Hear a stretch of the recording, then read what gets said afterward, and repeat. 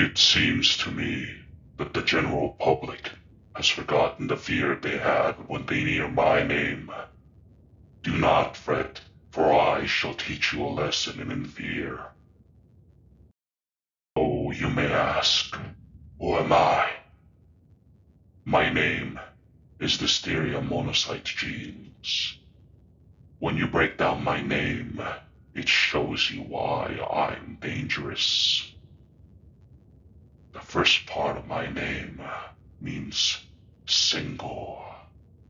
The cyto means cell, and gene means producing. When you put it all together, it means producing single cell. It means I can multiply and grow in numbers by myself. It means all it takes is one. Back in the day, I had no identity, just a formless superstition, killing and making people sick. That was until a scientist named E.G.D. Murray happened upon me in the blood of his lab animals and isolated me. He then gave me the designation of bacterium monocyte genes in 1924. And then in 1940, my genus was then changed by J.H.H. Perrier to Listeria, which classify bacteria like myself who are intracellular and gram-positive with rod-shaped bodies. You truly understand my pain and how I got here today. You need to know my background. I will tell you about where I grew up.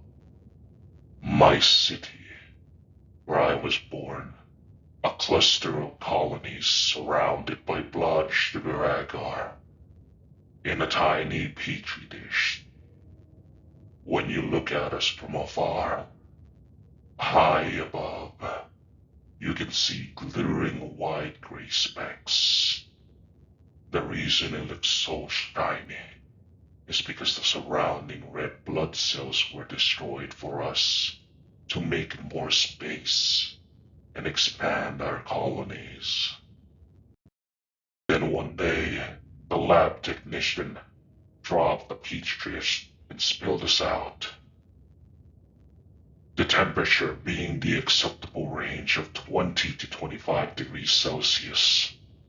I managed to travel using my flagella, leaving tracks in an umbrella-shaped pattern just before he sterilized the rest of my brethren.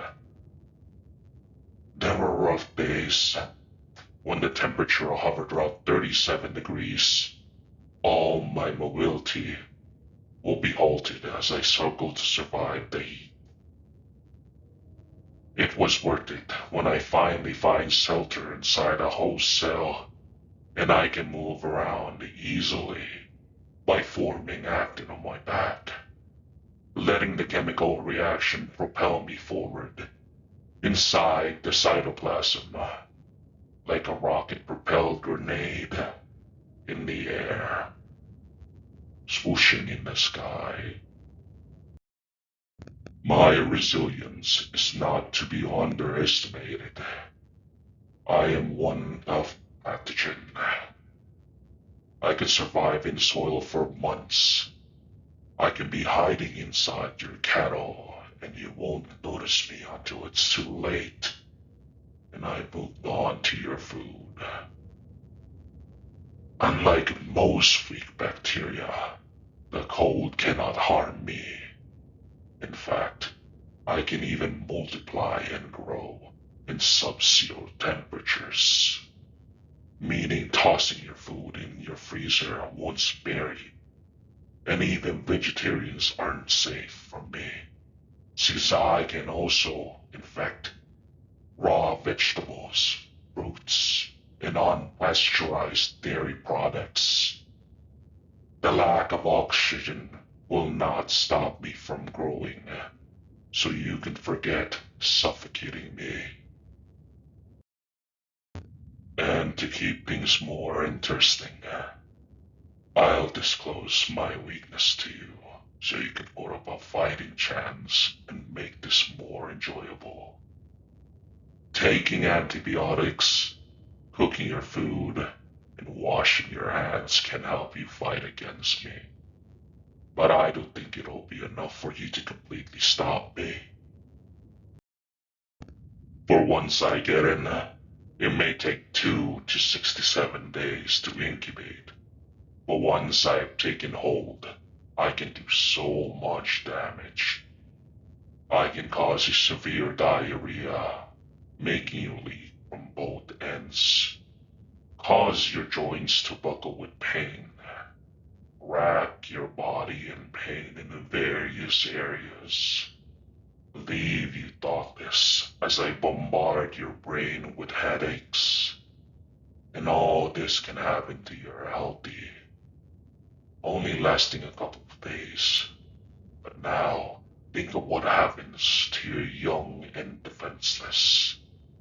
Your pregnant women, your infants, your elders, and the weak of constitution. Once I enter their bodies, it is often deadly. And I have a track record of killing 1 in 5 infants. Inside your bodies, I can enact my master plan, a plan I call Listeriosis. Once inside, I will enter your livers, break through your bloodstream so I can ride it along, and reach more of your vulnerable organs, like your stomach, your intestines, the brain, and the meninges. I will hide inside your cells, making you question who you can trust. Who is hiding me? Is it your neighbor? A family member? Or a lover, perhaps? Sow that mistrust and let it gnaw at you as I gnaw their insides and feed upon their nutrients like a parasite.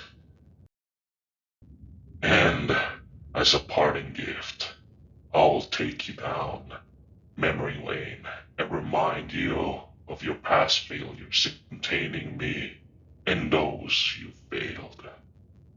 Remember 1980s? I was quite popular in the United States and Canada for years. I can't believe they didn't check their cheese and cabbages.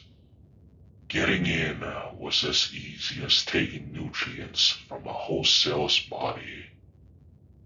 Or my greatest hit in South Africa in 2017 to 2018, where they reported 937 cases of listeria, and 193 of them were casualties. How about the most recent one? One that has happened as recently as 3 months ago. Those people, they did not expect their homemade pasta kits to betray them, hiding me. Ah, fun times. I hope this lesson was enough to refresh your memory and remind you of the fear associated with Listeria monocytogenes. Remember, wash your hands because you might not know who you're passing by. Listeria out.